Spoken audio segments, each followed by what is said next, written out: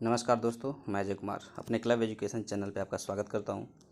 दोस्तों, पिछली वीडियो में हमने रीत काल से संबंधित प्रश्नों को हल किया था। आज हम लोग आधुनिक काल से संबंधित प्रश्नों को देखेंगे। तो आइए देखते हैं। प्रश्न नंबर 5 से शुरू करते हैं।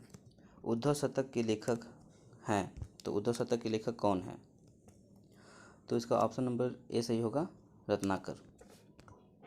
अगला प्रश्न है, रत्नाकर कृत गंगावतरण किस छंद में लिखा गया है?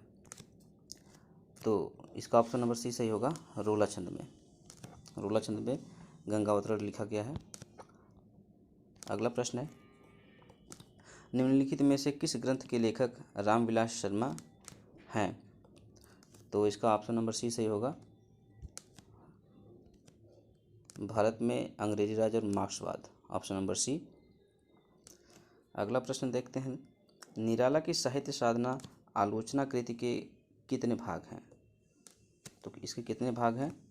3 भाग हैं, ऑप्शन नंबर सी सही होगा, 3 भाग। देखते हैं अगला प्रश्न, इनमें से किस ग्रंथ के लेखक रामविलास शर्मा हैं? तो इनमें से किस ग्रंथ के लेखक हैं? तो ऑप्शन नंबर डी सही होगा, भारत में अंग्रेजी राज और मार्क्सवाद। अगला प्रश्न देखते हैं, निम्नलिखित में से किस कृति के लेखक रामविलास शर्मा हैं? तो रामविलास शर्मा हैं, तो ऑप्शन नंबर डी होगा, इनकी कृति है भाषा और समाज। अगला प्रश्न है, महावीर प्रसाद द्विवेदी हिंदी नवजागरण के लेखक हैं, तो हिंदी नवजागरण के लेखक कौन हैं? तो ऑप्शन नंबर ए सही होगा, रामविलास शर्मा जी।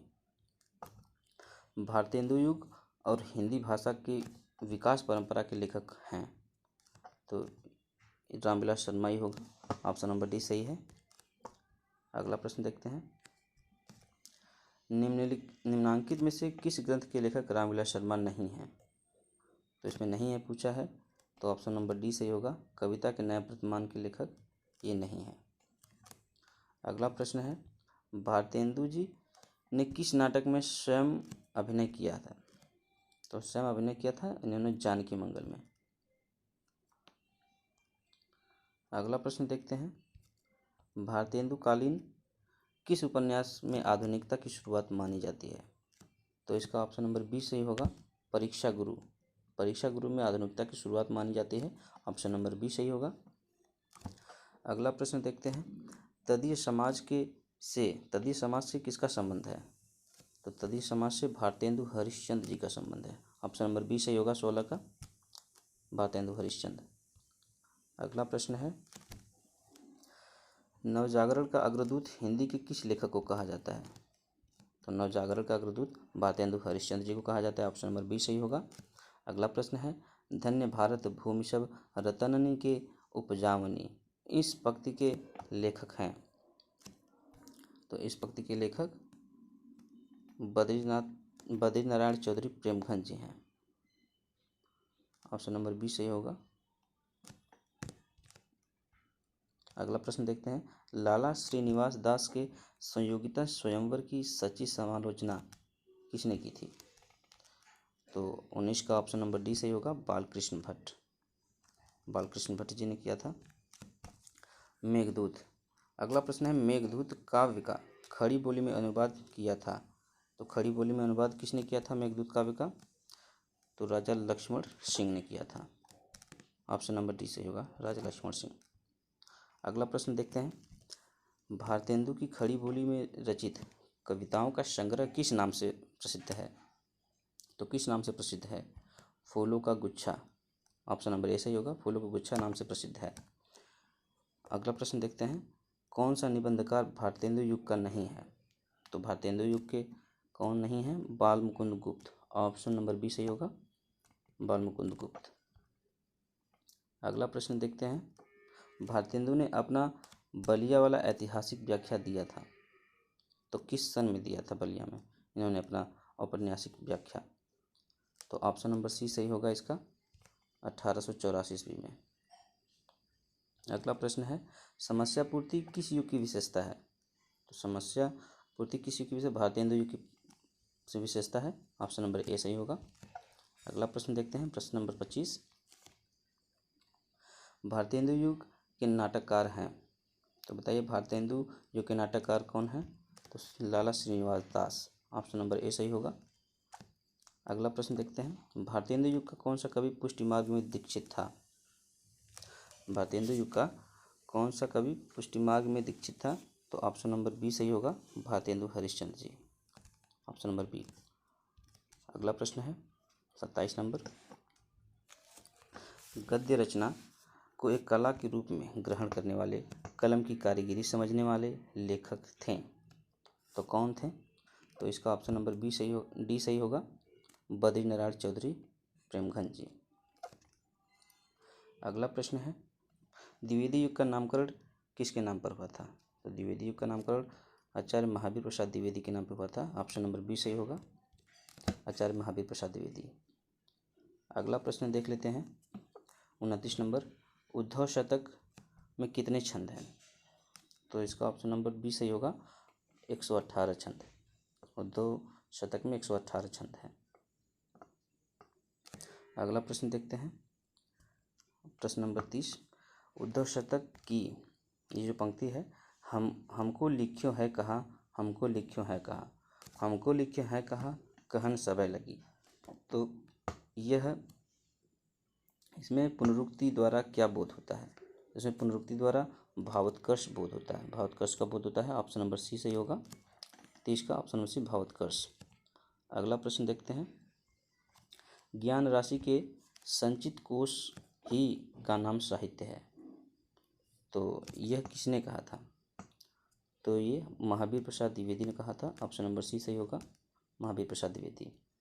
अगला प्रश्न है, आचार्य महावीर प्रसाद द्विवेदी रचित अर्थशास्त्र विषय का ग्रंथ है, तो इसमें कौन सा सही होगा? तो ऑप्शन नंबर डी सही होगा, संपत्ति शास्त्र। संपत्ति शास्त्र, ऑप्शन नंबर डी। अगला प्रश्न देखते हैं 33 नंबर क्वेश्चन, संपत्ति शास्त्र के लेखक हैं, तो संपत्ति शास्त्र के लेखक कौन हैं? तो ऑप्शन नंबर बी सही होगा, Mahavir Prasad Dwivedi. Option number B. अगला प्रश्न है, काशी में नेशनल थिएटर की स्थापना के प्रेरक रहे, तो कौन है? ऑप्शन नंबर कौन सा सही होगा इसमें? तो ऑप्शन नंबर बी सही होगा, प्रताप नारायण मिश्र। अगला प्रश्न देखते हैं, इनमें से कौन द्विवेदी युग का कवि नहीं है? 35 नंबर क्वेश्चन है, कौन सा द्विवेदी युग के नहीं है? तो ऑप्शन नंबर बी सही होगा, सोहनलाल द्विवेदी, ये द्विवेदी युग के कवि नहीं है। Option number B. अगला प्रश्न देखते हैं, द्विवेदी युग के सर्वश्रेष्ठ प्रगीतकार कौन है? तो द्विवेदी युग के सर्वश्रेष्ठ प्रगीतकार हैं Mukutdhar Pandey. Option number C सही होगा, मुकुटधर पांडे। अगला प्रश्न है, छायावाद का पूर्वाभास किस कवि की रचनाओं में प्रकट होता है? किस कवि की रचनाओं में प्रकट हुआ? तो ऑप्शन नंबर ए सही होगा, मुकुटधर पांडे। ऑप्शन नंबर ए।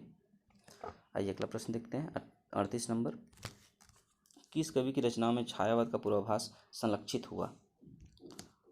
तो कौन से कवि हैं? तो ऑप्शन नंबर सी सही होगा, मुकुटधर पांडे जी। अगला प्रश्न है, खड़ी बोली हिंदी का प्रथम महाकाव्य है, तो खड़ी बोली हिंदी का प्रथम महाकाव्य प्रियप्रवास है। अगला प्रश्न देखते हैं, प्रियप्रवास अयोध्या सिंह उपाध्याय हरिऔध की रचना है।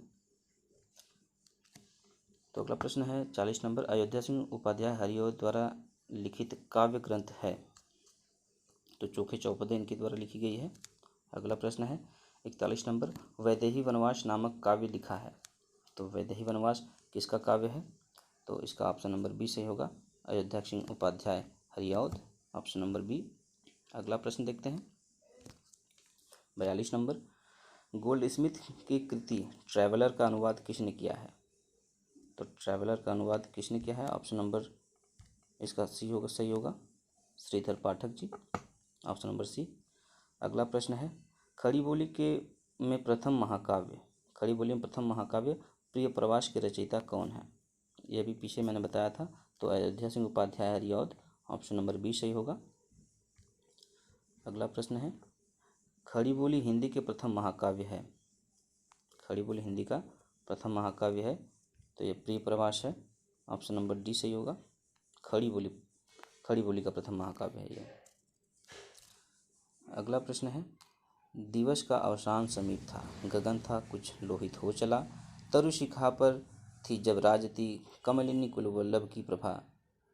पंक्तियों का संबंध है, तो इन पंक्तियों का संबंध किससे है?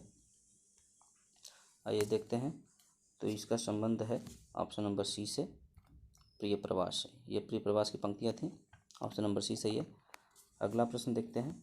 द्विवेदी युग की कविता है, द्विवेदी युग की कविता कौन सी है, किस प्रकार की कविता है? तो उपदेशात्मक एवं इतिवृत्तात्मक होती हैं द्विवेदी युग की कविताएं। ऑप्शन नंबर ए सही होगा। अगला प्रश्न देखते हैं 47 नंबर। तो आइए अगला प्रश्न देखते हैं 47 नंबर। इतिवृत्तात्मकता किस काव्य युग की विशेषता है? तो इतिवृत्तात्मक द्विवेदी युग की विशेषता है। ऑप्शन नंबर बी सही होगा। अगला प्रश्न देखते हैं। भारत भारती का प्रकाशन किस वर्ष हुआ? 48 नंबर है, भारत भारती का प्रकाशन किस वर्ष हुआ? तो इसका ऑप्शन नंबर ए सही होगा। 1921 में हुआ था इसका प्रकाशन। अगला प्रश्न है। चीरगांव किस कवि का जन्म स्थान हुआ था? चीरगांव में किस कवि का जन्म स्थान है? तो ऑप्शन नंबर बी सही होगा, मैथिली शरण गुप्त जी का। ऑप्शन नंबर बी सही है। अगला प्रश्न है 50 नंबर। किसान के रचनाकार हैं, तो किसान के रचनाकार कौन है? ऑप्शन नंबर ए सही होगा, मैथिली शरण गुप्त जी की रचना है किसान। रंग में भंग नामक काव्य कृति के रचयिता हैं, तो रंग में भंग नामक काव्य कृति के रचयिता मैथिली शरण गुप्त जी हैं। अगला प्रश्न है। मैथिली शरण गुप्त द्वारा रचित जयद्रथ वध क्या है? तो जयद्रथ वध एक प्रकार का खंड काव्य है। ऑप्शन नंबर सी होगा, खंड काव्य। अगला प्रश्न देखते हैं 53 नंबर। साकेत महाकाव्य का सर्वाधिक मार्मिक सर्ग है, तो साकेत का मार्मिक सर्ग है ऑप्शन नंबर डी, नवम सर्ग। नौवां सर्ग जो है मार्मिक सर्ग है। अगला प्रश्न देखते हैं। साकेत की कथा का मुख्य संबंध किसके चरित्र से जुड़ा हुआ है? तो लक्ष्मण और उर्मिला के चरित्र से जुड़ा हुआ है। इन्हीं को लक्ष्य करके इस ग्रंथ की रचना की गई है। अगला प्रश्न देखते हैं 55 नंबर। मैथिली शरण गुप्त ने इतिहास के उपेक्षित नारी पात्र को निम्न पुस्तक में प्रतिष्ठित किया है, तो किस पुस्तक में प्रतिष्ठित किया है? तो ऑप्शन नंबर डी होगा, साकेत में। अगला प्रश्न है। द्विवेदी युग के संपूर्णतः प्रतिनिधि कवि हैं, तो कौन है? ऑप्शन नंबर सी सही होगा, मैथिली शरण गुप्त। अगला प्रश्न देखते हैं 57 नंबर। छायावाद का सर्वप्रथम प्रयोग किस आलोचक ने किया था? छायावाद का, तो ऑप्शन नंबर इसका ए सही होगा, मुकुटधर पांडे। मुकुटधर पांडे।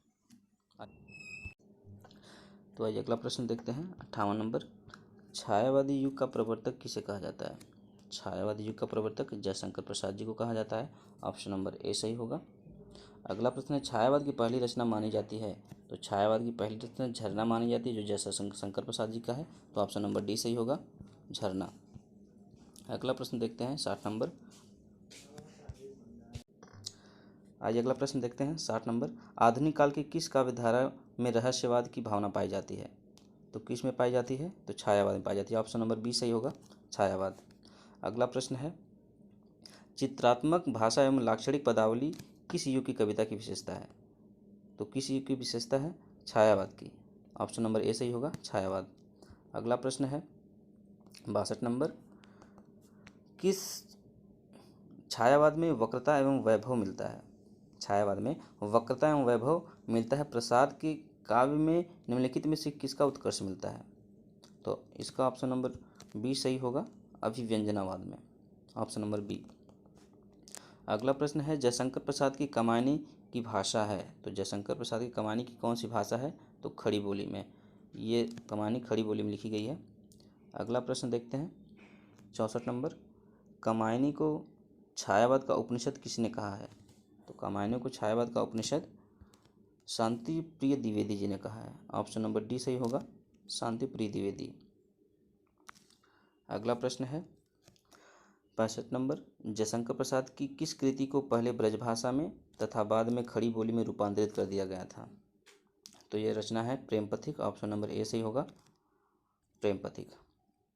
अगला प्रश्न है आंसू। आंसू है, तो आंसू किस प्रकार की रचना है? तो आंसू मुक्त काव्य है या अतुकांत है, प्रबंध काव्य है, तो ऑप्शन नंबर डी सही होगा, इनमें से कोई नहीं। Option number D.